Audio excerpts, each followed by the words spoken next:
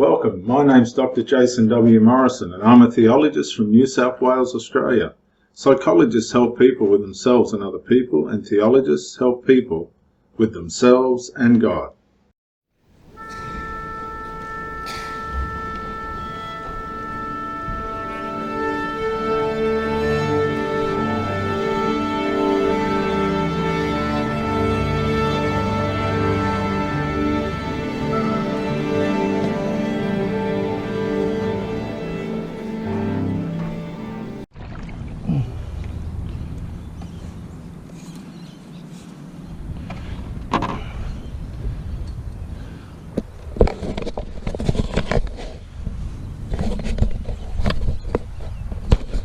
Well, good morning viewers. How are you this morning?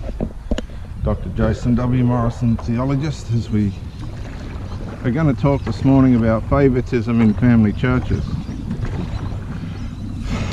and how it sabotages the people that run these churches' ability to trust people outside of their bloodline, whether it be for the work of Christ or not. Going back to my early experience in the group that I was involved in, which as far as I'm concerned turned out to be a cult, in the sense that I measured it as a cult in the terms that the people were training people to do the work of Christ but weren't enabling them to go out and do it. Now, this disintegrated as time went on. It got worse and worse, but at first everything was okay because they didn't have, when they first started out, they didn't have the battle scars that come with trying to be a minister, all the trouble and conflicts that come to people that try and be ministers. When you're dealing with humanity, be it for Christ or not, it's a two-sided coin, heads and tails. You're going to get the good parts and you're going to get the bad parts. And the bad parts are bad, and the good parts are good. But it's a matter of whether you can take the good with the bad. This is the question. So what I initially saw was the ministers had a businessman in the church as it was starting. It was a group of 8, and the businessmen in the church, we're going a different way today, had a lot of influence in it. Probably for financial reasons, and I noticed that the minister's daughter used to call this businessman, I won't say names, uncle, but he wasn't her uncle. So you know how you get these psychological, emotional charging attachments? I call them dysfunctional attachments. I can't see for the life of me why somebody would call another person uncle or auntie if they're not legitimately your uncle or auntie. And so you get these you get this a lot in blended families, where the stepmother wants to be called mother, or the stepfather wants to be called father when the child already has a mother or a father. This kind of thing. Wrong bonding, wrong identifying. Well,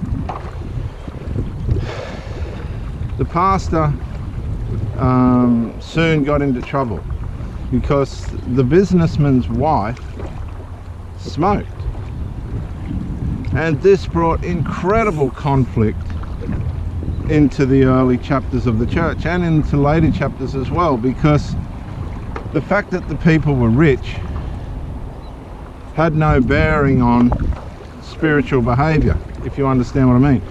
There were people that weren't in the family that expected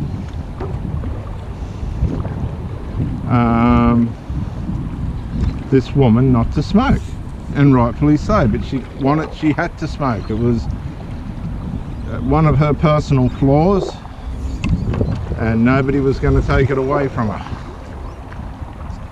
Simple as that. Now this is a view of the city for you today.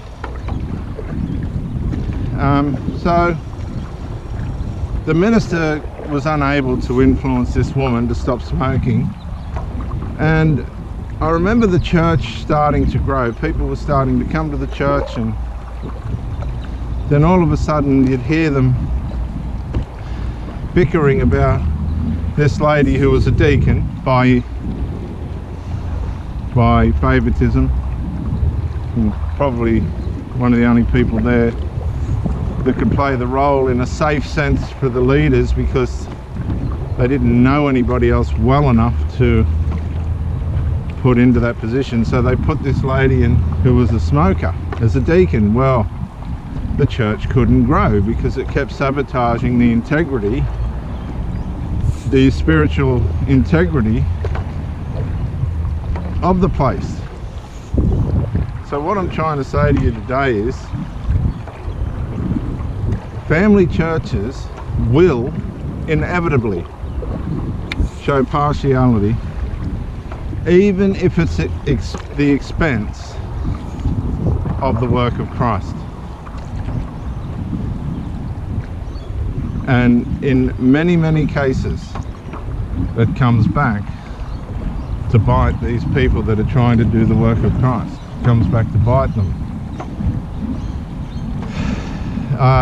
I've spoken about this before, but our pastor really ran us into the ground trying to convince us of the idealism of sinlessness and proving yourself before you could go out and be trusted to do the work of Christ. And to cut a long story short, many of us gave in, to be honest. We just had to give it away. It became very unhealthy and demoralizing. We were labelled as rebels for not being able to tolerate I don't know what you would call it, the agony of it, the frustration of it, terrible frustration associated with it. And what happened was, a few years later,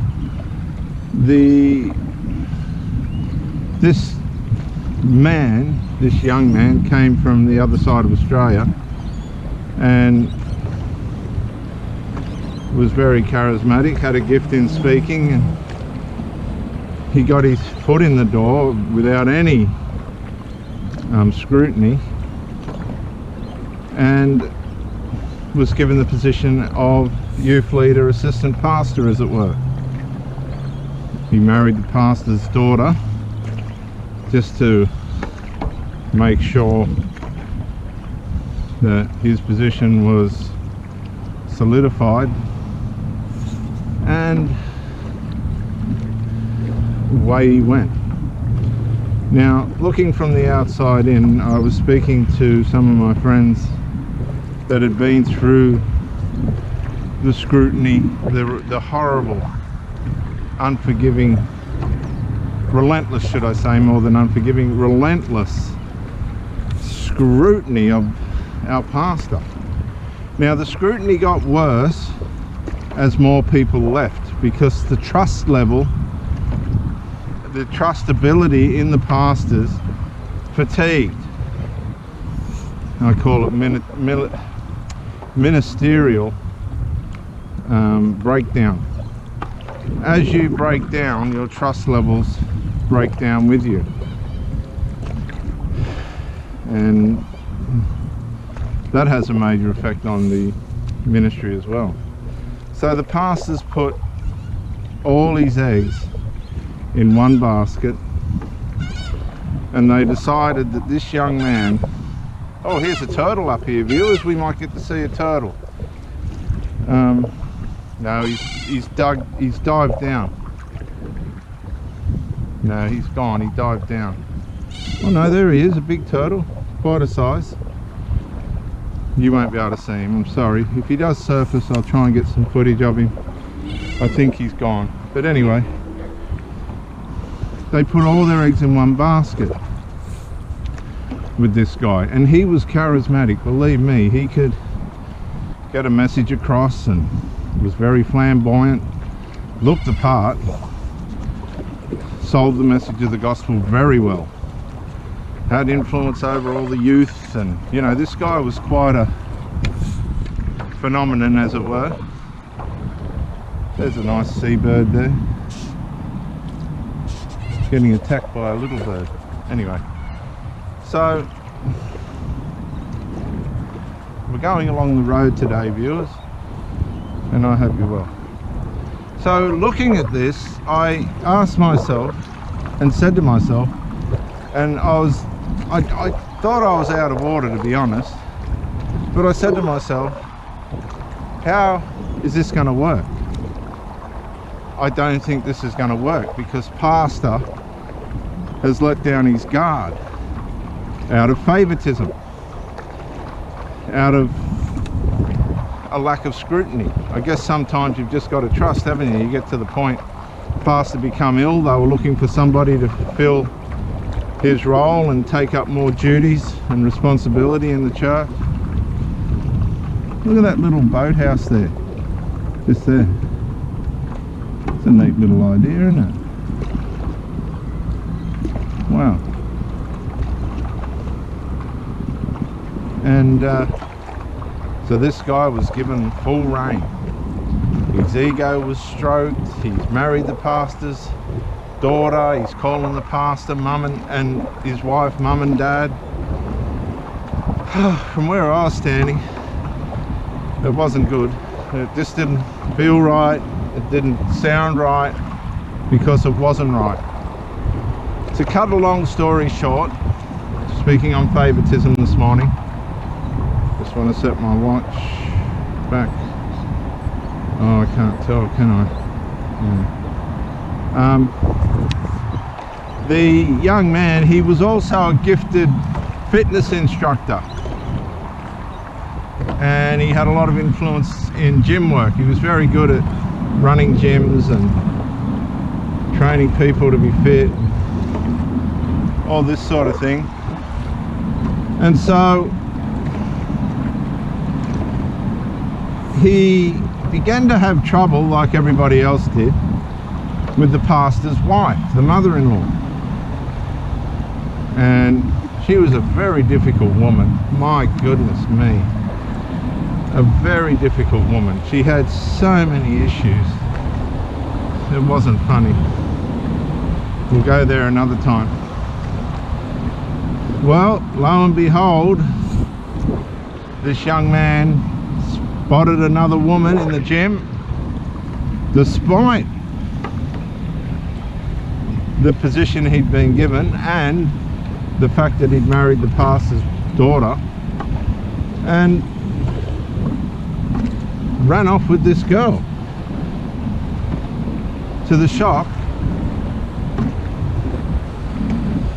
of not only the pastor and his wife and the daughter, but everybody else. Now the church, this was a very bad blow for Pastor, personally, emotionally and physically. I mean, this was the greatest act of betrayal that Pastor was confronted with. Terrible act of betrayal. The trust that he'd shown in this man left, of course. There was no way of cleaning up the mess, because it was before everybody's eyes. Everyone saw what was going on. And the church again imploded. Now, meanwhile, Another act of favoritism, another person, financially gifted person, was given the role of youth pastor, and he did a very good job. A very good job. Real charismatic man again. Great person to be around, always happy. But he started to tamper with a young girl. He went into child sexual abuse and got caught. So now the pastor's got his favourite has betrayed him. His youth pastor has betrayed him. His wife doesn't trust anyone anyway. That's why the church wouldn't grow. And the church is back to, I don't know, a handful of people. People were dying just before their time. Crazy things were happening. Divorces were happening that shouldn't have been happening. But that's another story. Why was this happening? It's not uncommon, viewers. This, all what I'm talking to you about now, is not uncommon in these family churches. How many ministers do you know that sons and daughters will not partake in Christianity? I tell you, I know quite a few, because of what they're seeing. Now this is where the ministers themselves have to make sure their theology is right, because if their theology isn't right, then their people aren't going to be right. But in saying that, when you're dealing with people, you can expect anything. You can expect anything to happen. And really, it's just a lucky dip. So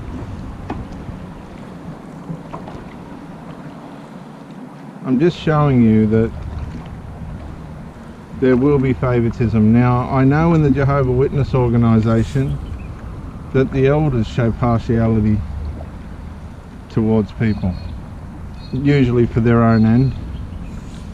No different to any other organisation, I suppose. And too many times this mentality and mindset will turn around and bite them. Too many times. So I just wanted to share this to start off with.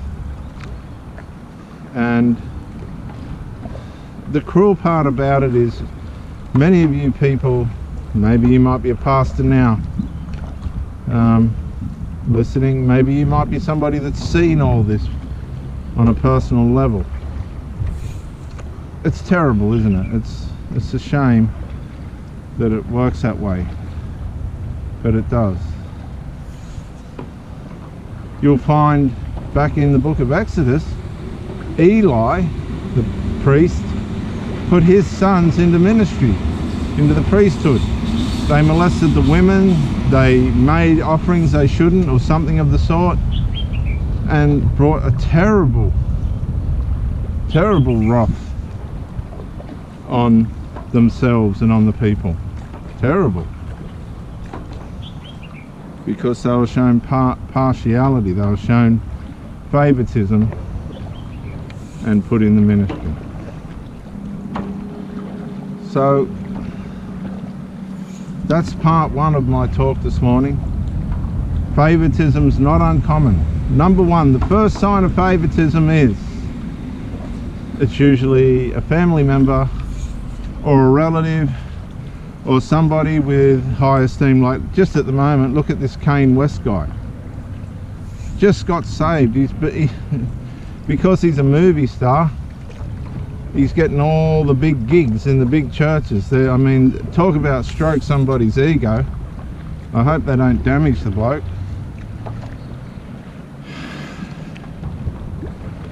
My goodness me. Really. We won't go in there today, we'll just go straight up the side There's one of our pelican friends. A couple of birds on the pier, old bridge pylons there. And the pelican's going to leave us as well. There's still two birds sitting on the pylon there. I hope you can see them through the GoPro. A couple of nice little crane seabirds. Very smoky again today.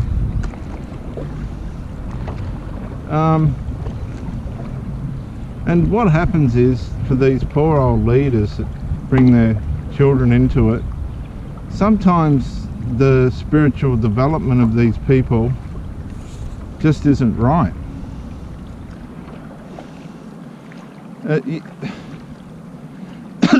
Christianity is not like McDonald's. It can take years. I've waited 25 years. 25 years. And I'm an impatient person. Before I've started to stick my nose out and start the channel and all the rest of it. 25 years. Because I saw too many times what happens to people who rush in. There's too much to it. It's too involved. I've seen marriages break down. I've seen people that look fantastic on the outside have affairs. Beautiful Christian families disintegrated. Children suffering at the hands of parental breakdown. I know I sound negative and all the rest of it. It's not all like this. But it happens all too often.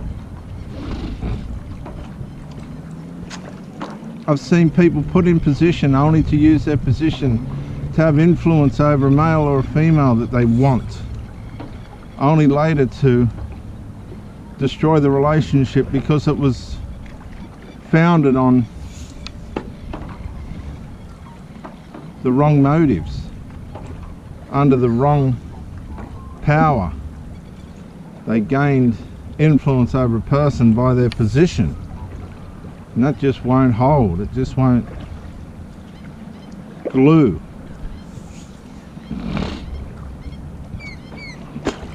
Very smoky again today. These bushfires, my goodness. One of the reasons for the bushfires in Australia at the moment is there's a political party called the Greens. Okay, they're into the trees and the frogs and the blah blah blah blah blah, and they won't let the firemen in winter do backburning. Now, this has been going on for years. Now the underbrush, look at all this underbrush on the bank here, just here for instance. Now you imagine the bush, how much of that builds up.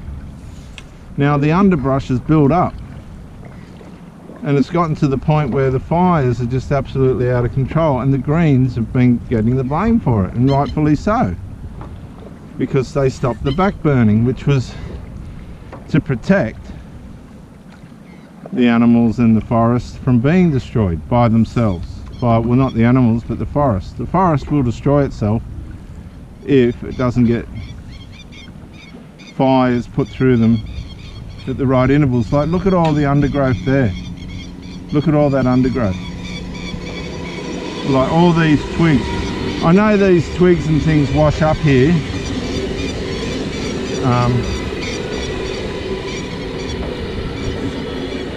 But you know what I mean. So it's the same. Look, this is not a scriptural teaching, but just an example. There's so much in us that can go wrong. There's so many dynamics that can jump out at us that can go wrong. And the problem with theological abuse is it's a master at sweeping things under the carpet, an absolute master. Theological mistakes done by leaders and people in the ministry are the easiest ones to hide. There goes our barge friend. They're the easiest ones to hide.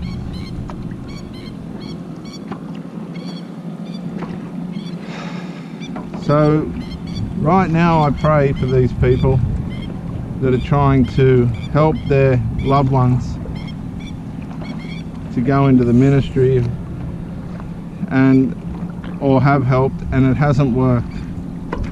It wasn't meant for them.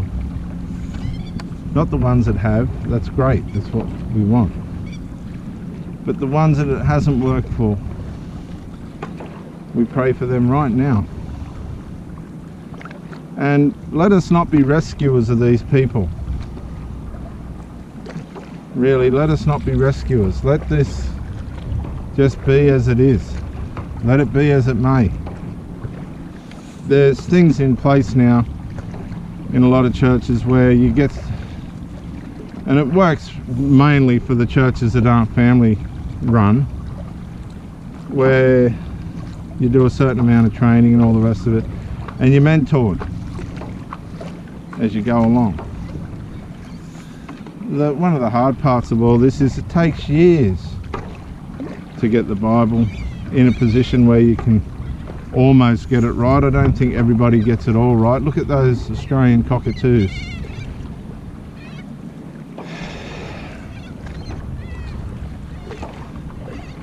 Nobody gets it all right, including yours truly. But I hope I can talk about things that are going to help you. There's nothing worse than being in a church group, and I'm not sure if this happens in the Jehovah Witnesses. They seem to be an organisation that get people out there and at it, at least.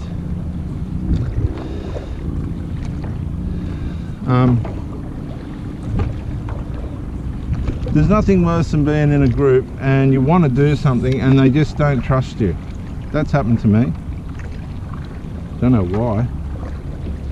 Some people in leadership just aren't going to like you. That's all there is to it. You have to accept that, or leave, go somewhere else where they will. But as you know, in churches, you don't normally just walk in and are trusted to be in a ministerial role or in an active role where you're going to be integrating with people. You see,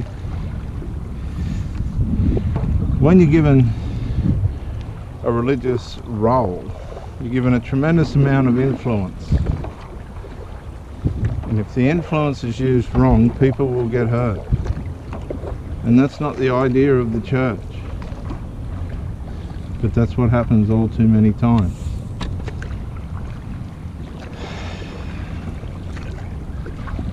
So favouritism. We see this again with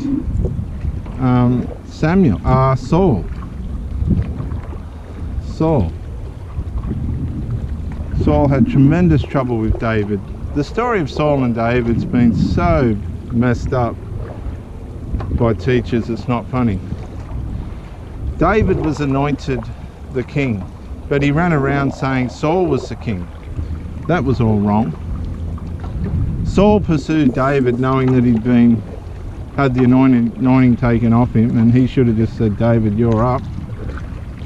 And people say, well, this is all part of God's plan. But the problem was Samuel. Samuel decommissioned Saul and commissioned David, but he wouldn't commission David publicly because he was frightened of the people. He feared the people and he feared Saul. So then you have this silly story about Saul, you know, chasing after David here, there and everywhere, and none of it was really legit. David was king regardless, a young king. So all this rubbish that, you know, you're going to have your Saul chasing after you for whatever, and if you get through that then you're right for the ministry, that's all rubbish. It was Samuel that was the problem. Samuel feared Saul and he feared the people. Samuel was actually going around in circles in the end. He didn't know which way to turn. He let Saul down when he was supposed to turn up, I think somewhere there. I'm not going to say the place because I can't remember it.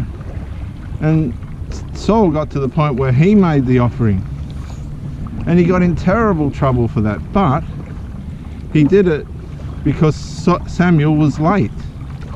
Samuel didn't show. Yet Saul got in trouble. Oh gee, there's some hard things in the Bible. Really hard things where people got punished and killed, and you know, we try and make it look like it was right.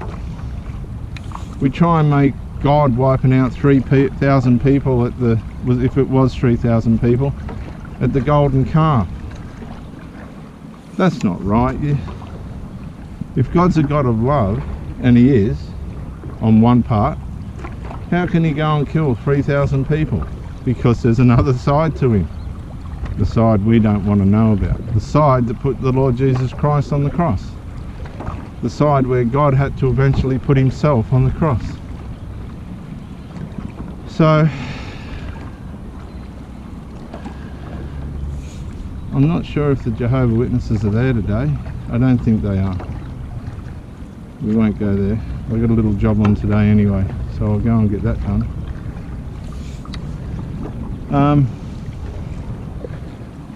So thank you for joining me as we come in. Favouritism in leadership and the harm that comes from it. The horrible, terrible harm that comes from favouritism. There could be a Jehovah Witness there. If there is, I'll do a bonus cart confrontation.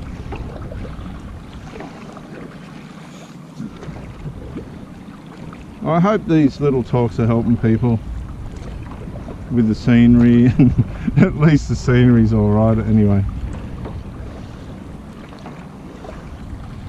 And if the Jehovah Witnesses are there, I'll go over and I'll see if I can get any sense out of them this morning. I'll just let you know, just let me get to the end of this wharf and we'll see. I'll put on the throttle. See these wharves, the sharks get under the boats and the wharves, because that's where the bait fish hide.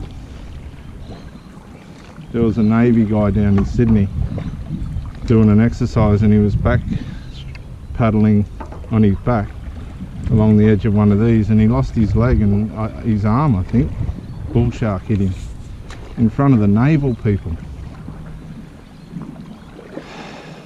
So nobody's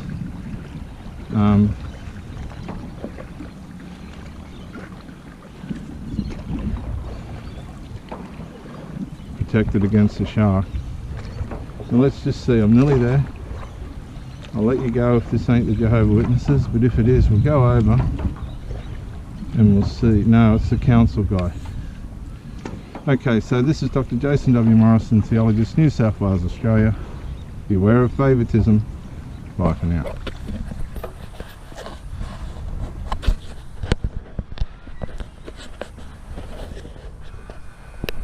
Yeah, Dr. Jason Morrison, theologist again. I just want to say thank you for watching the videos, and I hope you got plenty of self-rediscovery and freedom out of it. If you watched it on YouTube, please share or like, maybe even comment. If you watched it on Facebook, like, comment, share. But most of all, get out and live. This isn't a rehearsal. You've got a one-off life. Don't let your loyalty and your faithfulness blind you to the life that you should be experiencing.